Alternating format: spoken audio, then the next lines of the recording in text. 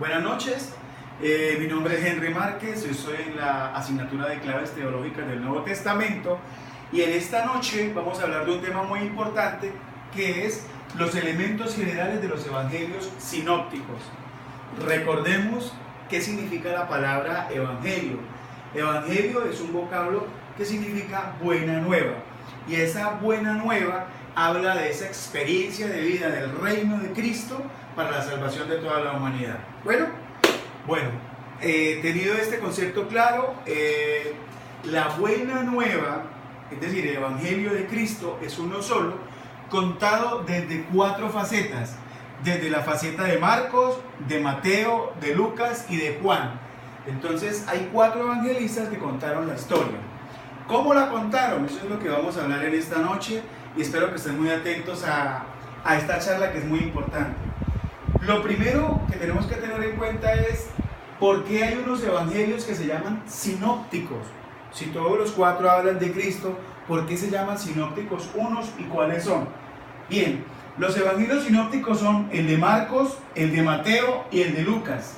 Y se llaman sinópticos porque si uno colocara el paralelo del evangelio de Marcos, el de Mateo y el de Lucas, encontraría que existe una misma perspectiva, es decir, los 3 cuentan la historia con una perspectiva en común. ¿Cuál historia cuentan? La historia de la vida, pasión y muerte de Jesucristo. ¿Estamos claros hasta ahí? Sí. Bueno, entonces eso significa sinópticos, que ellos guardan un mismo punto de vista, que presentan la vida de Jesús desde un punto de vista en común, desde una perspectiva muy común. A diferencia del evangelio de Juan, que no hace parte de los sinópticos y que es llamado el evangelio teológico o el evangelio espiritual o el evangelio de la comunión de Cristo con su pueblo. Juan, por ejemplo, es un evangelio de una profundidad teológica profunda, muy profunda.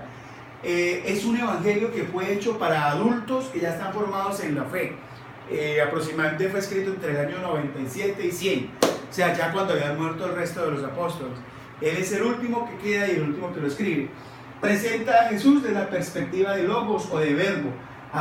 Empieza hablando de que Jesús es el verbo, es el logos, que es el pan vivo bajado del cielo. Entonces, entender eso no es fácil. Para decirle a alguien, no es que Jesús es el pan que vino del cielo. Para poder entender esa expresión de Juan se requiere tener una formación en la fe. No cualquiera la puede entender. O habla también de que quien cree en Jesús tendrá vida eterna. Para Juan, la base de su teología es el misterio de la encarnación de Cristo. La encarnación es como el misterio más grande donde comienza la historia de Cristo y Juan la sobredimensiona. Juan escribe normalmente diálogos, el diálogo de Jesús con la samaritana cuando le pide de beber, o el diálogo de Jesús con Nicodemo cuando le dice Jesús a Nicodemo que para entrar al reino de Dios hay que nacer de nuevo, y Nicodemo le dice, pero ¿cómo puede ser posible que un hombre ya viejo pueda nacer de nuevo? Bueno, entonces esos son como los puntos diferenciales entre el evangelio de Juan y los sinópticos. Algo muy importante es que uno va a encontrar muchas cosas en común, pero también puede encontrar diferencias en común. Como les decía, estos 3 evangelistas cuentan una biografía de Cristo, pero no es una biografía como uno la concibe actualmente, que nació en tal lado, que murió en tal lado, que conquistó tantas ciudades. No, la biografía que ellos cuentan de Cristo es desde el punto de vista de la fe. Y salta otra pregunta: ¿por qué ellos escribieron evangelios? ¿Para qué los escribieron? ¿Sería que ellos querían que todos conocieran a Cristo? La verdad, ellos escriben los evangelios para que la gente conozca cuál es el camino, cuál es el proyecto de salvación que Cristo tiene para toda la humanidad y se puedan salvar. Hay un género literario muy común en los evangelios que es el relato o la narración. Entonces, ellos relatan o narran la vida de Jesús.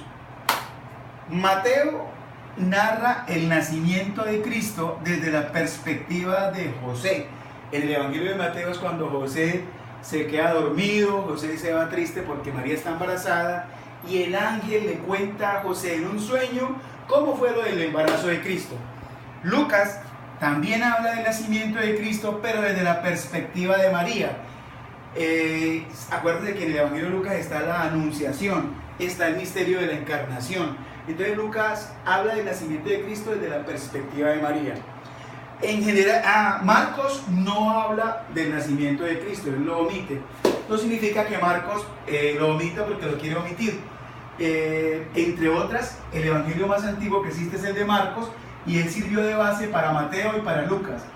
La bibliografía nos refiere que Mateo y Lucas, además de la fuente de Marcos, tuvieron otra fuente de acceso a los datos, que es la fuente Q, que es muy famosa entre los escritos de la antigüedad.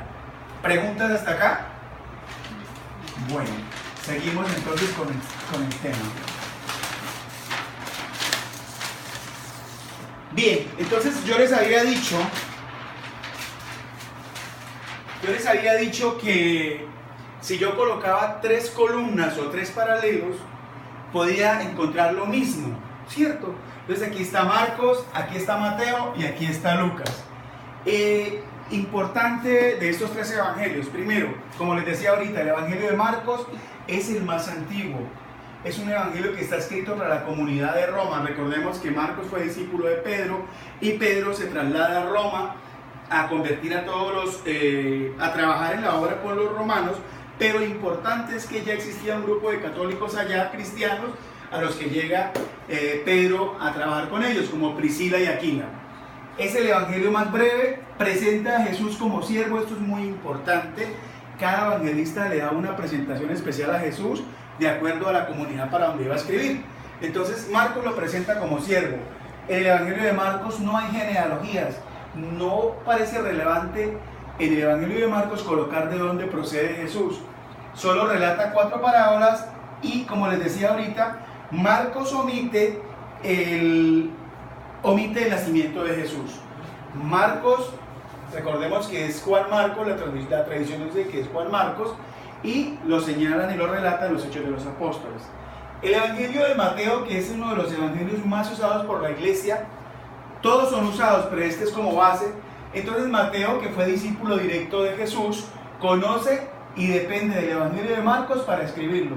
Pero como les decía ahorita, también utiliza una fuente llamada la fuente Q, igual que Lucas, para ampliar la descripción del relato. Mateo relata 14 parábolas y 20 milagros de Jesús. Recordemos que Jesús hablaba en parábolas, en comparaciones. Eso es muy importante. Y que los milagros, si uno dimensionara qué es un milagro, es un hecho que trasciende la realidad. O sea, para poderlo entender, hay que verlo con los ojos de la fe. Jesús hizo muchos milagros. Mateo solo relata 20. Mateo presenta a Jesús como rey. Él es el rey. Recordemos que los magos van a adorar el nacimiento de Jesús porque lo presentan como el rey. El evangelio de Mateo es escrito para una comunidad judeocristiana que procede del judaísmo. Recordemos que el judaísmo es la religión radical del antiguo oriente. Ellos eran monoteístas, solo creían en Yahvé. Sin embargo, la comunidad para la que Mateo escribe, algunos creen en Jesús. El evangelio de Mateo presenta la genealogía de Jesús hasta Abraham. O sea, viene en línea 3 generaciones. Este es un evangelio que presenta grandes discursos, y eso es muy importante. Esos 5 grandes discursos son los siguientes: el sermón de la montaña, que está en el capítulo 5 al 7, que dicen muchos teólogos que este sermón encierra todo lo que es la salvación, el proyecto de salvación de los seres humanos por Jesús. Está también el sermón de las instrucciones a la comunidad de los que lo siguen, que está en el capítulo 10, las parábolas del reino, que está en el capítulo 13, las enseñanzas del discipulado, cómo deben ser las categorías o los puntos básicos del que quiere ser discípulo de Cristo, está en el 18, y habla de la venida del rey, que está en los capítulos 24 y 25. Mateo es el único que nombra la palabra iglesia dentro de su descripción. Recordemos que en Mateo 16, 18 está la institución de la iglesia por parte de Jesús en cabeza de Pedro. Y tenemos el evangelio de Lucas.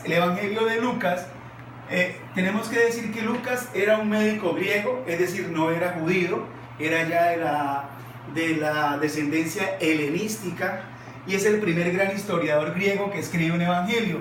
lo escribe para los paganos cristianos. Recordemos que el paganismo todavía existía y que había una lucha entre lo pagano y lo cristiano. Entonces, para esa comunidad escribe Lucas en cabeza de Teófilo, que era un amigo especial de él, a quien le remite la carta o a quien le remite el Evangelio. Pero lo que Lucas busca es que esos paganos se den cuenta de que es únicamente viviendo la vida de Cristo como se podrá llegar a la salvación o al reino. Refiere su relato a una comunidad misionera, es decir, la comunidad de la que Lucas nos habla es una comunidad que va en camino, que intenta buscar el reino, que el culto divino es muy importante para ellos y que está en la fusión de la parte griega y la parte de Oriente. Presenta a Jesús como el Hijo del Hombre. En los relatos de Lucas va a encontrar el Hijo del Hombre tal cosa, el Hijo del Hombre hizo tal cosa. El término Hijo del Hombre es fundamental y básico en el Evangelio de Lucas. Lucas, a diferencia de Mateo, también presenta una genealogía, pero la presenta hasta Adán, va más atrás. Mateo la había presentado hasta Abraham y Lucas lo presenta hasta Adán. Lucas es el único que cita a los emperadores romanos en su Evangelio. Y hay algo muy importante del Evangelio de Lucas, y es que Lucas exalta mucho a la mujer. En el Evangelio de Lucas hay mujeres que trascendieron muchos.